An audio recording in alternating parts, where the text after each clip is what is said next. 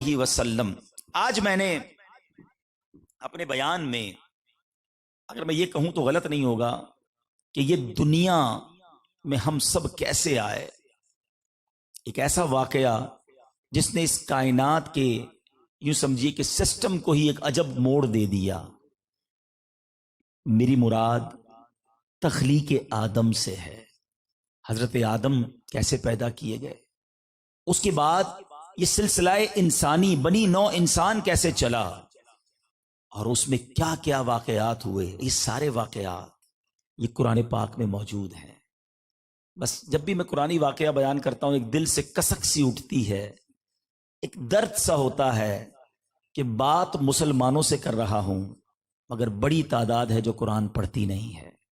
जब उनको वाकयात सुनाते हैं तो हैरानगी से सुनते हैं, खुश भी बड़े होते हैं, लेकिन ये हैरानगी, ये खुश होना, ये तारीफ, बल्कि मुझे जब कोई ये कहता ना कि आज आपके बयान में पहली बार ये वाकया सुना, तो खुशी कम होती है, दुख ज्यादा होता है कि मुसलमान को तो ये वाकयात पता होने चाहिए थे, क्योंकि इसको बाकी सारी बातें पता हैं कि दुनिया में कौन सा मुल्क कब आज़ाद हुआ, कौन सी ईजाद कब हुई, जनाब कौन से मुल्क में कौन सा वजीर आज़म है, हमारे मुल्क की सियासत का क्या हाल है, क्रिकेट टीम कौन सा मैच खेल रही है, फुटबॉल और हॉकी की टीमें कहाँ पहुंची हुई हैं। दुनिया भर की गपशप करने के लिए टाइम है।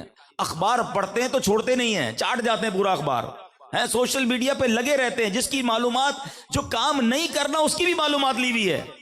पूछो भाई सोने का क्या दाम है, वो भी पता होगा। पेट्रोल आजकल क्या चल रहा है भाई, इतने रुपए, इतने डॉलर बैरल चल रहा है। भाई तुमने कुआं लेना है को तेल का, जो तुम ये सारे रेट मालूम करके बैठे हुए हो हैं?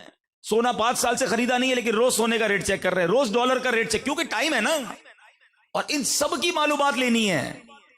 मगर रब करीम ने कुरान में क्या फरमाया है, उसमें हमारे लिए क्या हिदायत है, पैगाम क्या है? कभी सोचने की कोशिश की कि कुरान किसका पैगाम है? अल्लाह का पैगाम है, द मैसेज ऑफ अल्लाह सुब्हानहू व तआला। किसके लिए? अल्लाह का पैगाम मोमिनों के नाम। या अय्युहल्लज़ीना आमनू, अल्लाह ने बार बार कुरान में मुझसे और आपसे बात की है। बेशक कुरान सारी इंसानियत के लिए राह हिदायत है, मगर स्पेशली डायरेक्टली रब ने मुझसे और आपसे बात की है। ए ईमान वालो, ए ईमान वालो कहकर जान लिया रब का पैगाम, समझ लिया मेरे मौला ने मुझे क्या कहा है। अगर नहीं जाना, अगर नहीं पढ़ा, तो कयामत के दिन क्या ये जवाब चल जाएगा कि मौला कारोबार में बड़ा बिजी था, है? बहुत जिंदगी बिजी थी, मेरे पास टाइम नहीं था। व्हाट्सएप सारा सुबह खाली करते हैं। पहले लोग सुबह उठकर अल्लाह रसूल का नाम लेते थे, अब तो पहले मोबाइल ढूंढते हैं कि देखूं क्या क्या पैगाम आया है। सारे पैगाम देखेंगे, सारे मैसेज देखेंगे, उसमें भी जो ज्यादा इंपॉर्टेंट है कारोबारी मैसेज हैं, दोस्तों के मैसेज हैं, फैमिली के पैगाम है, पहले सुनते हैं। तुम्हारे पास अल्लाह का पैगाम आया हुआ है, तुम्हें पढ़ने और सुनने का टाइम नहीं है। प्लीज पहला पैगाम तो ये ले लें, कुरान से दूर न रहें। कुरान से दूर रहकर जिंदगी अच्छी नहीं है। हदीस पाक का मजमून है, वो दिल वीरान है जिसमें कुछ कुरान नहीं है। अपने आप से सवाल करो, मेरे दिल में कितना कुरान है? और अगर कुरान नहीं तो दिल वीरान है ना।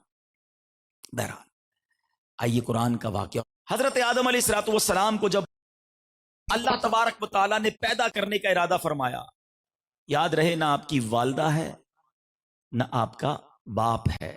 अल्लाह पाक ने इंसान को 4 तरीकों से बनाया है, यह भी हमें मालूम होना चाहिए। एक तो नॉर्मल जो हम माँ बाप के जरिए पैदा होते हैं, ठीक है, लेकिन उलमा ने बड़ी प्यारी तफसीर कुरान में बहस की कि अगर यही एक तरीका होता, हो सकता है कि औरतें कहती कि जनाब अगर हम ना होते तो ये कायनात ही ना चलती। माँ तो हम हैं, पेट में तो हम बच्चे को पालते हैं। मर्द कहते हैं कि हम ना होते तो औरतें बच्चे कैसे जनती, ये जोड़ा बना तो जनाब ये कायनात आगे चली। तो अल्लाह करीम ने हजरत आदम को बगैर माँ बाप के पैदा करके बता दिया कि वो जो चाहे कर सकता है, वो कुन फरमाए तो फयकून, वो हो जाता है। अल्लाह अकबर। अल्लाह कुरान में इरशाद फरमाता है, सुभान अल्लाह, फ़आलुल लिमा युरीद, मेरा रब जो चाहता है वो करता है। फिर सिर्फ मर्द औरत अगर कहते जनाब कि हम ना होते तो ना होता, तो हजरत आदम पैदा किए गए। औरत ये कहे कि जनाब बगैर औरत के नहीं हो सकता, تو رب کریم نے حضرت آدم کی پسلی سے حضرت حوا کو پیدا کر کے بتا دیا کہ عورتوں کے لیے کوئی ایسی ضروری نہیں کہ عورتیں ہوں گی تو کائنات چلے گی، میرا رب چاہے فعال لما یرید، وہ جو چاہے کرتا ہے۔ اور حضرت عیسیٰ کو بغیر باپ کے پیدا کر کے بتا دیا کہ میرا رب چاہے تو بغیر باپ کے بھی اولاد پیدا کر سکتا ہے۔ رب کی شان دیکھو۔ بہرحال حضرت آدم علیہ السلام کو اللہ تبارک و تعالیٰ نے جب پیدا کرنے کا ارادہ فرمایا تو حضرت عزرائیل علیہ السلام کو حکم دیا گیا کہ زمین سے مٹی لائی جائے۔ اچھا، یہ جو مٹی والی بات ہے نا، یہ بھی بڑی کمال کی بات ہے۔ اللہ اکبر۔ وہ ایک جملہ سنا ہوگا نا، پہنچی وہیں پہ خاک جہاں کا خمیر تھا۔ علماء کہتے ہیں کہ جس بندے کی مٹی جہاں کی ہوتی ہے نا، جس مٹی سے وہ بنایا گیا ہے، اس کو اسی جگہ دفن بھی کیا جاتا ہے۔ اٹ مینز کہ جہاں جہاں میری آپ کی تدفین ہونی ہے نا، اس مٹی سے ہی ہمارا یہ سمجھے کہ وجود کو بنایا گیا ہے۔ اچھا، یہ آپ کو بھی پتا ہوگا اور آپ نے دیکھا بھی ہوگا کہ بندہ کسی نہ کسی بہانے سے وہاں پہنچتا ہے جہاں اس کا انتقال ہونا ہوتا ہے، جہاں اس کی تدفین ہونی ہوتی ہے۔ بعض اوقات کئی سال بیرون ملک میں رہتا ہے، کسی کام سے آتا ہے، انتقال ہوتا ہے اور یہاں دفن ہو جاتا ہے۔ کوئی بندہ بیرون ملک جاتا ہے، وہیں انتقال ہوتا ہے، وہیں دفن ہوتا ہے، کیونکہ مٹی وہیں کی تھی۔ اچھا، اس میں ایک عشق بھری بات ذرا سوچو کہ نبی پاک علیہ الصلوۃ والسلام کی تخلیق جس مٹی سے ہوئی نا، علماء کہتے ہیں اسی مٹی سے حضرت ابوبکر صدیق اور حضرت عمر کی بھی تخلیق کی گئی۔ ان صحابہ کی شان تو سوچو کیسی ہے۔ اللہ اکبر کہ رب کریم نے ان کو پیدا کرنے سے پہلے ان کے لیے جو مٹی سبحان اللہ اپنے حکم سے گویا عطا فرمائی، یہ وہی مٹی ہے کہ جس مٹی سے میرے آقا کی تخلیق ہوئی۔ اللہ اکبر۔ اللہ کریم صحابہ کرام پر اپنی کروڑوں رحمتوں کی بارش نازل فرمائے اور ان کے فیوز و برکات سے ہمیں مالا مال فرمائے۔ تو بہرحال ہم اللہ سے دعا ہی کر سکتے ہیں، ہمیں معلوم تو نہیں کہ مولا تیرے دربار میں دعا ہے کہ ہمیں مدینے کی مٹی میں ہی ملا دینا، مٹی نہ ہو برباد پسے مرگ الہی، جب خاک اڑے میری مدینے کی ہوا ہو۔ اللہ کرے کہ وہیں ہمیں تدفین نصیب ہو۔ تو حضرت آدم علیہ السلام کی جب تخلیق ہوئی تو حضرت اسرائیل علیہ السلام کو کہا گیا کہ مٹی لائی جائے زمین سے۔ تو تفسیر قرآن میں لکھا کہ جب ایک مٹھی مٹی لانے کا کہا گیا نا، تو اس زمین کی جو اوپری پرت ہے، اوپری لیئر جو تھی، وہ ساری آپ کی مٹھی میں آ گئی۔ ہر مٹی کا حصہ چاہتا تھا کہ حضرت آدم علیہ السلام کی تخلیق میں میرا بھی کوئی پارٹ ہو جائے۔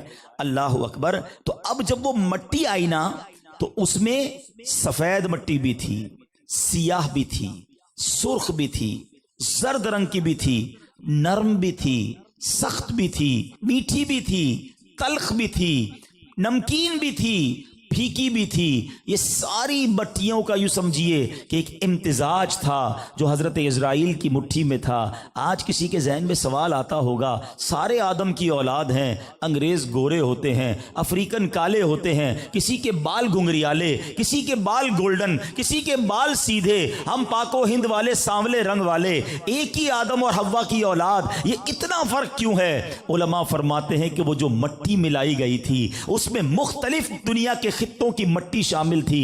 اللہ نے حضرت آدم کی نسل سے تمام مٹیوں کی جو اس کی چاشنی تھی، جو اس کی تاثیر تھی، اس کے مطابق اولاد آدم جو ہے وہ بڑھتی چلی گئی۔ سبحان اللہ۔ اب اس مٹی کو مختلف پانیوں سے گوندنے کا حکم دیا گیا۔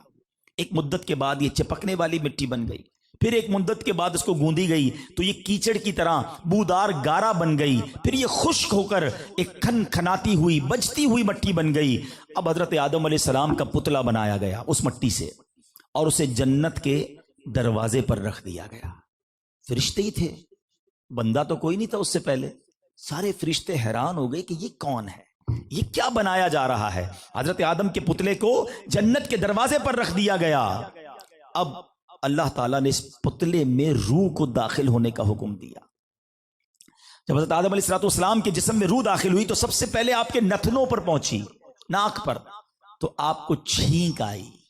پھر آپ کی زبان پر روح پہنچی تو آپ نے پہلا جملہ جو اس کائنات میں کہا وہ کہا الحمدللہ۔ چھینکنا پہلا عمل ہو گیا اور پہلا جملہ کیا ہو گیا؟ الحمدللہ۔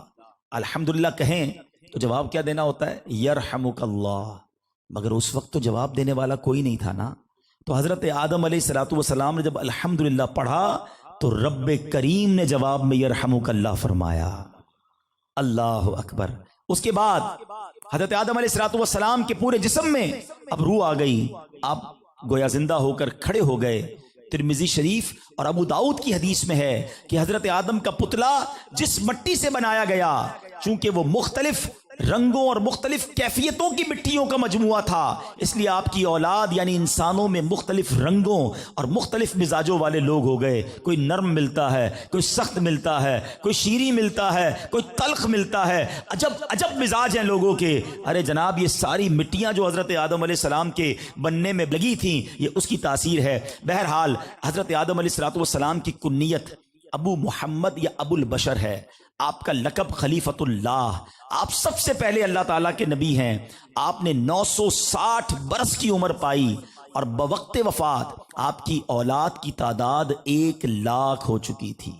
آپ دنیا سے گئے تو 1,00,000 لوگ اس دنیا میں ہو چکے تھے۔ یہ اللہ پاک کا نظام تھا کہ حضرت آدم علیہ السلام اور بی بی حوا کے ہر حمل میں، ہر پریگننسی میں 2 بچے پیدا ہوتے، ایک لڑکا اور ایک لڑکی۔ اصول یہ تھا کہ لڑکا اور لڑکی جو ساتھ پیدا ہوں گے وہ بھائی بہن ہوں گے، اگلی باری میں جو پیدا ہوں گے وہ ان کے بھائی بہن نہیں ہوں گے، تو کراس میچ ہو سکتا ہے اور ان کی شادی ہو سکتی ہے۔ جو ایک ساتھ پیدا ہوں گے وہ آپس میں شادی نہیں کریں گے۔ بہرحال حضرت آدم علیہ السلام کی جب تخلیق ہو گئی تو آدم علیہ السلام کو جنت میں رہنے کا حکم دیا گیا۔ آپ تنہائی کا شکار ہوئے، کچھ ملول ہوئے، اللہ پاک کی بارگاہ میں آپ یہ سمجھے غمزدہ تھے اور آپ کو نیند آئی، تو نیند ہی کے عالم میں آپ کی پسلی سے بی بی حوا رضی اللہ تعالی عنہا کو پیدا کیا گیا۔ جب آپ نیند سے بیدار ہوئے تو خوبصورت دوشیزہ اپنے قریب دیکھی، حیران ہوئے کہ یہ کون ہے؟ تو جواب دیا گیا، حضرت حوا کہتی ہیں کہ میں آپ کی زوجہ ہوں، اللہ تعالیٰ نے مجھے اس لیے پیدا فرمایا ہے کہ آپ کو مجھ سے کچھ سکون حاصل ہو، ہم دونوں مل کر زندگی گزاریں۔ اور کچھ روایتوں کے مطابق جب حضرت آدم علیہ السلام نے اللہ کی بارگاہ میں عرض کی، اے اللہ حوا کو میرے نکاح میں دے دے، تو رب کریم نے ارشاد فرمایا، اے آدم اس کا مہر ادا کرو۔ عرض کی مولا مہر کیا ہے؟ ارشاد ہوا، آخری نبی پر 10 بار درود پاک پڑھ لو، اے آدم یہی تمہارا مہر ہوگا۔ اس کا مطلب پتہ ہے کیا ہوا؟ عشق والی بات کہ جو تخلیق انسانی ہے نا،